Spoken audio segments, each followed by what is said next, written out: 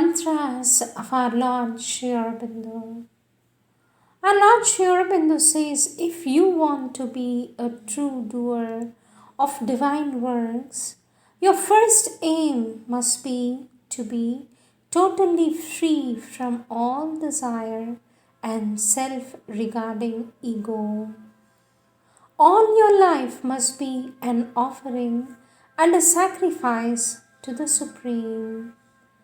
Your only object in action shall be to serve, to receive, to fulfill, to become a manifesting instrument of the divine Shakti in her works, with always our love and blessing, says our Lord Sri Aurobindo.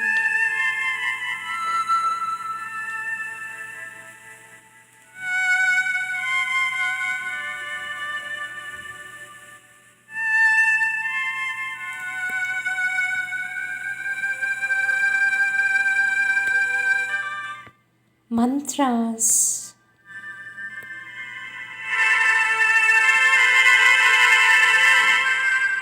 Sri Aurobindo's Savitri, Book 2, Canto 1. The World Stare.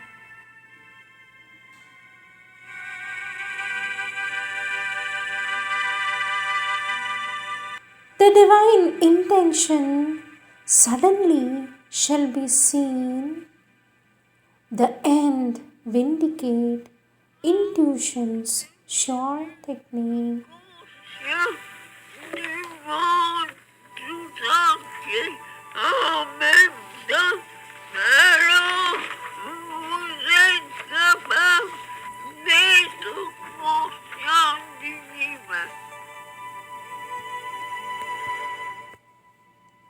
There, walled apart by its own innerness, there, walled apart by its own innerness, in a mystical barrage of dynamic light, he saw a lone, immense, high curved world pile, erect like a mountain chariot of the gods, motionless under an inscrutable sky. When you are conscious of the whole world at the same time, then you can become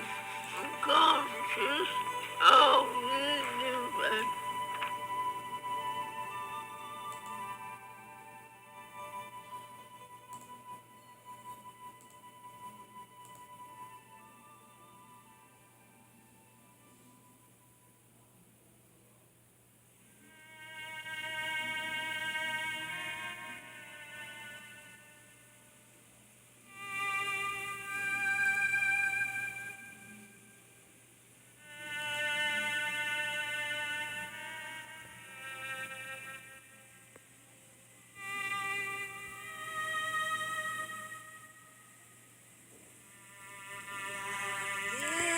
सर्वभूतेषु मातृरूपेण संस्थिता नमस्तस्यै नमस्तस्यै नमस्तस्यै नमो नमः या देवी सर्वभूतेषु शक्तिरूपेण संस्थिता नमस्तस्यै नमस्तस्यै नमस्तस्यै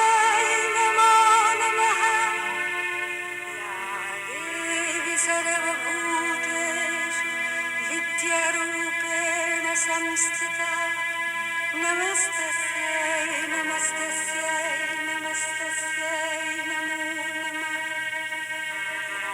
देवी सर्वभूतेषु शान्तिरूपेण संस्थिता नमस्तस्यै नमस्तस्यै नमस्तस्यै नमो नमः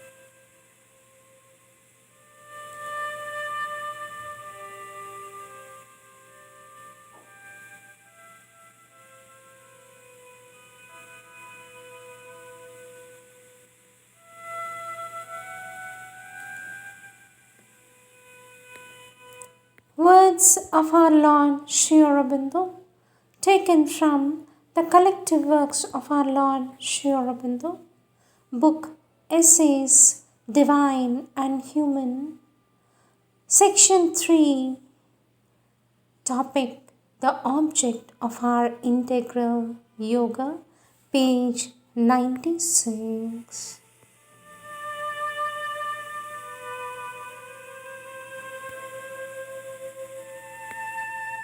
Our Lord Sri Aurobindo says the object of our integral yoga is self-perfection, not self-annulment.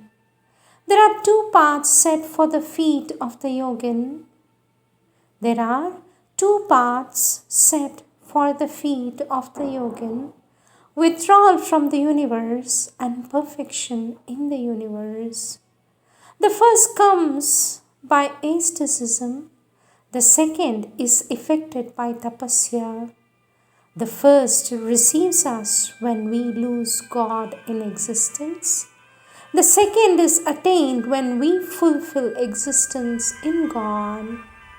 Let ours be the path of perfection, not of abandonment. Let our aim be victory in the battle, not escape from all conflict. Buddha and Shankara supposed the world to be radically free and miserable. Therefore, escape from the world was to them the only wisdom. But the world is Brahman, the world is God, the world is Satyam, the world is Ananda. It is our misreading of the world through mental egoism that is a falsehood, and our wrong relation with God in the world that is a misery. There is no other falsity, no other cause of sorrow. God created the world in Himself through Maya, but the Vedic meaning of Maya is not illusion. It is wisdom, knowledge, capacity, wide extension in consciousness. Omnipotent wisdom created the world. It is not the organized blunder of some infinite dreamer. Omniscient power manifests or conceals it in itself or its own delight. It is not a bondage imposed by his own ignorance on the free and absolute Brahman.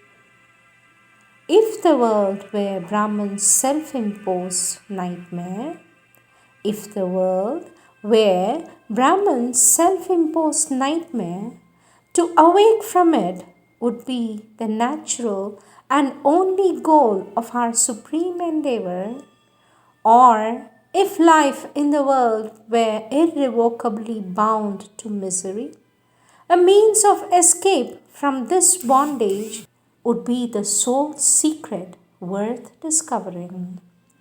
But perfect truth in world existence is possible, for God here sees all things with the eye of truth, and perfect bliss in the world is possible, for God enjoys all things with the sense of unalloyed freedom.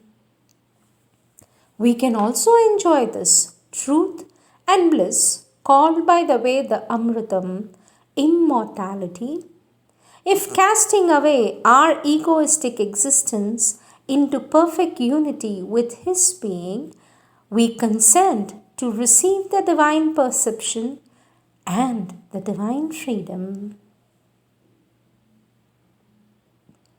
Our Lord Sri Aurobindo says, the world is a moment of God in His own being. We are the centers and knots of divine consciousness which sum up and support the processes of His moment. The world is His play with His own self-conscious delight. He alone exists, infinite, free and perfect. We are the self multiplications of that conscious delight thrown out into being to be His playmates. The world is a formula, a rhythm, a symbol system expressing God to Himself in His own consciousness. It has no material existence but exists only in His consciousness and self expression. We, like God, are in our inward being. That which is expressed but in our outward being, terms of that formula, notes of that rhythm, symbols of that system. Let us lead towards God's moment, play out of His play, work out of His formula, execute His harmony, express Him through ourselves in His system. This is our joy and our self-fulfillment. To this end, we who transcend and exceed the universe have entered into universe existence. Our Lord Sri Aurobindo says, perfection has to be worked out, harmony has to be accomplished. Imperfection, limitation, death, grief, ignorance, matter are only the first terms of the formula, unintelligible till we have worked out the wider terms and reinterpreted the formulary. They are the initial discords of the musician's tuning. Out of imperfection, we have to construct perfection. Out of limitation, to discover infinity. Out of death, to find immortality. Out of grief, to recover divine bliss. Out of ignorance, to rescue divine self-knowledge. Out of matter, to reveal spirit. To work out this end for ourselves and for humanity is the object of our yogic practice, says our Lord Sri Aurobindo.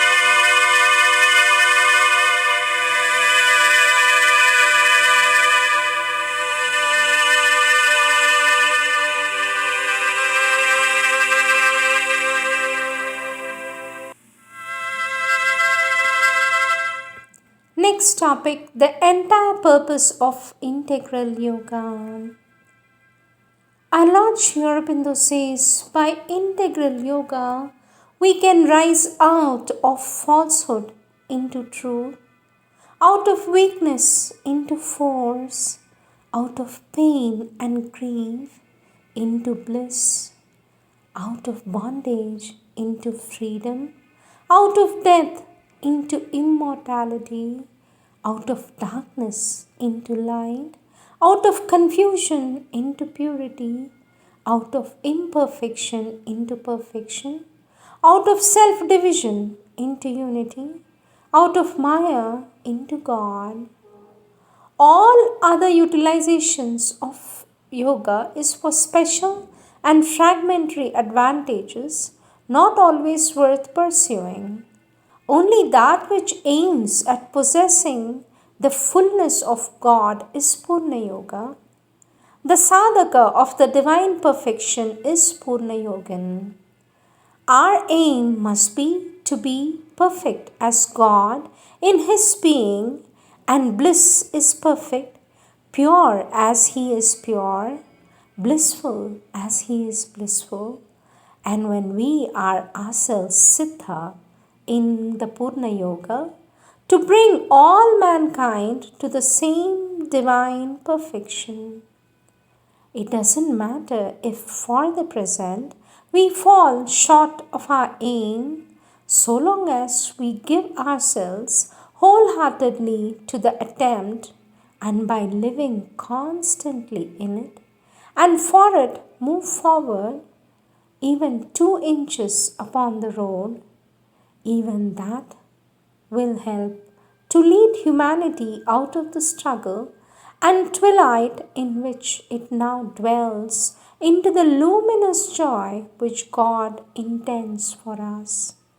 But whatever our immediate success, our unvarying aim must be to perform the whole journey and not lie down content in any wayside stage or imperfect resting place. All yoga, which takes you entirely away from the world, is a high but narrow specialization of divine tapasya. God, in His perfection, embraces everything. You must also become all embracing. God, in His ultimate existence, beyond all manifestation and all knowledge, is absolute Parabrahman in relation to the world. It is that which transcends all universal existence while regarding it or turning away from it. He is that which contains and upholds the universe. He is that which becomes the universe, and He is the universe and everything which it contains. Our Lord Sri Aurobindo says, He is absolute and supreme personality, playing in the universe and as the universe. In the universe, He appears to be its soul and Lord. As the universe, He appears to be the motion or the process of the will of the Lord, and to become all the subjective and objective results of the motion. All the states of the Brahman, the transcendent, the continent, the universal, the individual, are informed and sustained by the Divine Personality. He is both the existent and the state of existence. We call the state of existence the impersonal Brahman, the existence the personal Brahman. There is no difference between them except to the play of our consciousness. For every impersonal state depends upon a manifest or secret personality and can reveal the personality which it holds and wields, and every personality attaches to itself and can plunge itself into an impersonal existence. This they can do because personality and impersonality are merely different states of self-consciousness in one absolute being. Philosophies and religions dispute about the priority of different aspects of God, and different yogins, rishis, saints have preferred this or that philosophy or religion. Our business is not to dispute about any of them, but to realize and become all of them, not to follow after any aspect to the exclusion of the rest, but to embrace God in all His aspects and beyond aspect. God, descending into world in various forms, has consummated on this earth the mental and bodily form which we call humanity.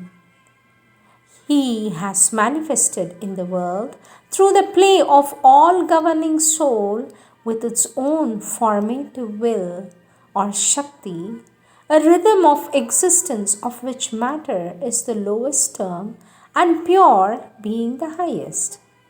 Mind and life stand upon matter and make the lower half of the world existence pure. Consciousness and pure bliss proceed out of pure being, Chit and Ananda out of Sat. and make the upper half of the world existence. Pure idea, Vijnana, stands as the link between these two.